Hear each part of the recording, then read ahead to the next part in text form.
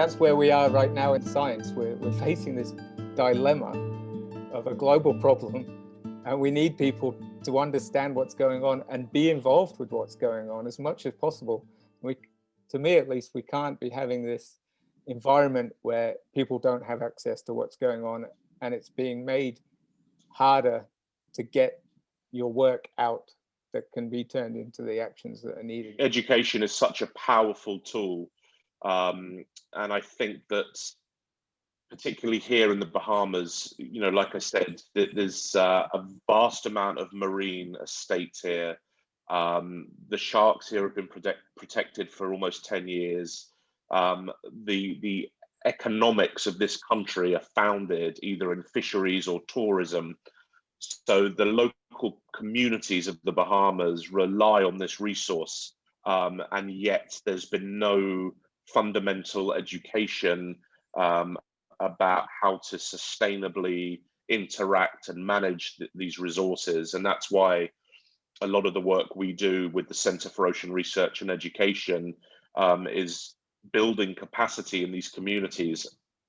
And we do it at zero cost, because we don't want to offer a solution or offer an opportunity, but then again alienate local folks because there's a price tag.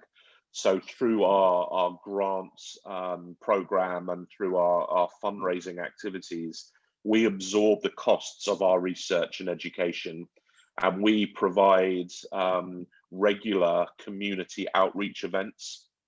Because for me as a foreigner to come in here and stand down at the dock in my local town, Gregory Town it's called, and witness fishermen bringing in hundreds of conch or hundreds of tiny snappers that are undersized, or sharks for that matter, or other large marine predators, I can't stand there and point my finger and say what you're doing is wrong, because that's just, it's not an intuitive process. So we need to start with that grassroots level of providing capacity and education for the young people.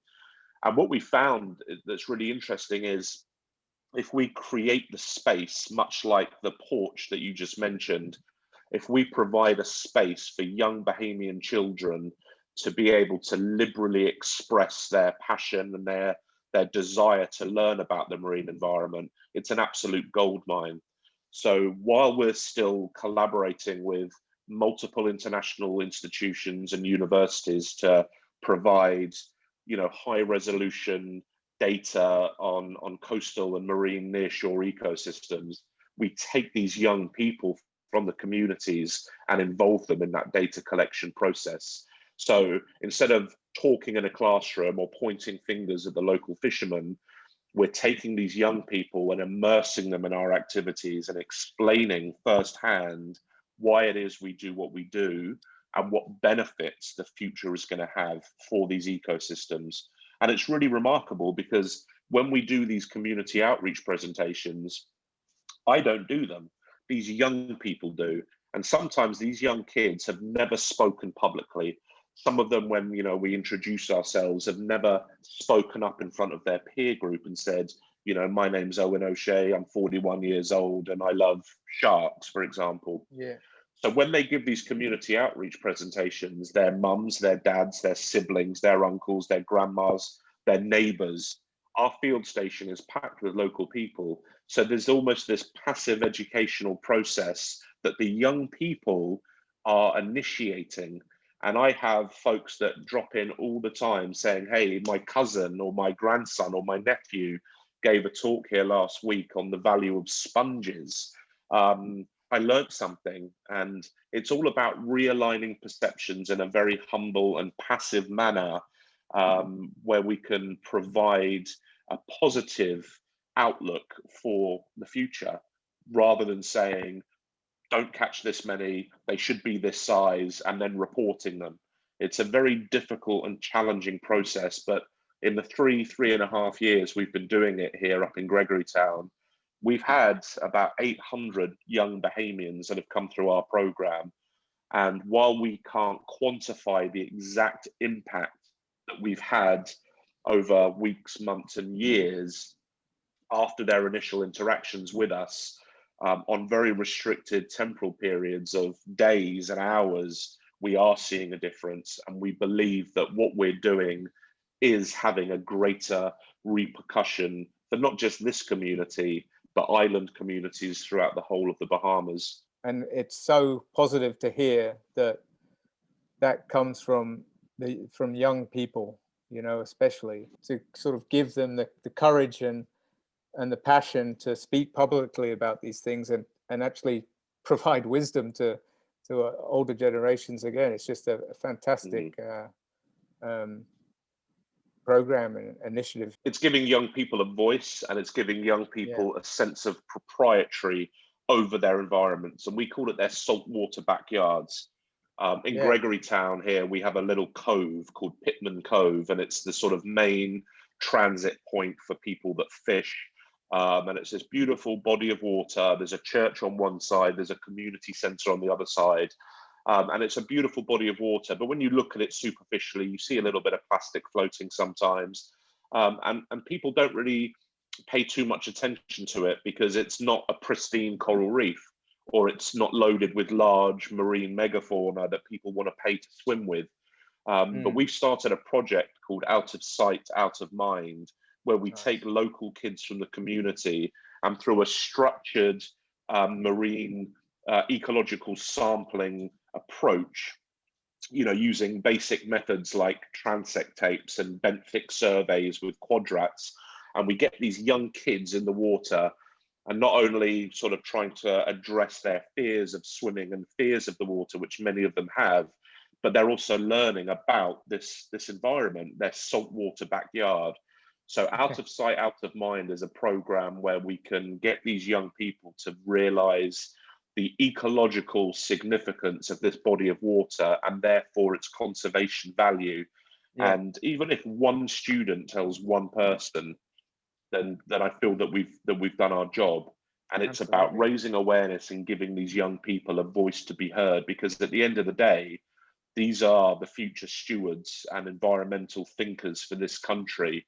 And we're simply addressing deficits in their education to this point by providing this opportunity and building this capacity.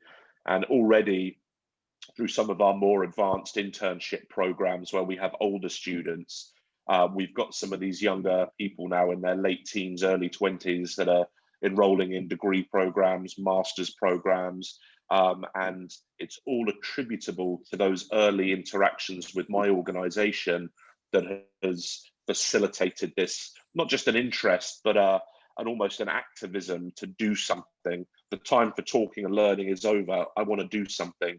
And I really think that the continuation of this program and programs like it are going to be the absolute necessity and benchmark for future conservation efforts in this country, and hopefully in a broader context of other developing Caribbean and island nations. You know, you're not only dealing with these issues and presenting them to locals, but you're also creating like sort of nodes, because you have such an influence as well internationally. So by, you know, through your connections in academia and your sort of ability to attract students to study there, it feels like you're creating these sort of networks that will, you know, they expand outwards. Yeah, absolutely. And a great example of that, Dom, is in 2018, you know, we were approached by the BBC's Natural History Department, and we filmed 5 days with them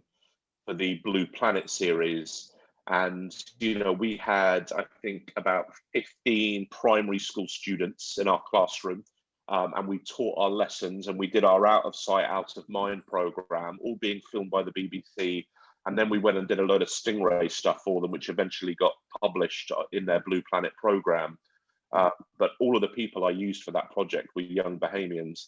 Some work I did with Nat Geo last year, a documentary's just been aired. And again, it was working with local communities, local organizations. So I think, you know, when we say we do our research, you're absolutely right. It's not just me and a bunch of local kids snorkeling in the local harbour. You know, we have PhD students and master students and collaborators from all over the world We've worked with the Smithsonian Institution.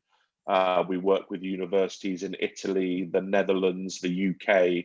So when these scientists come here, who often are leaders in their area, our young Bahamian students are exposed to not just me and my ramblings and my little side projects, but some of these larger projects like the Smithsonian project. That was a 2-year study, and we're starting to publish those results now. But I want to say that all the field work we did, which was every 2 weeks for almost 2 years, every single time I did that field work, 90% of my volunteers were Bahamians.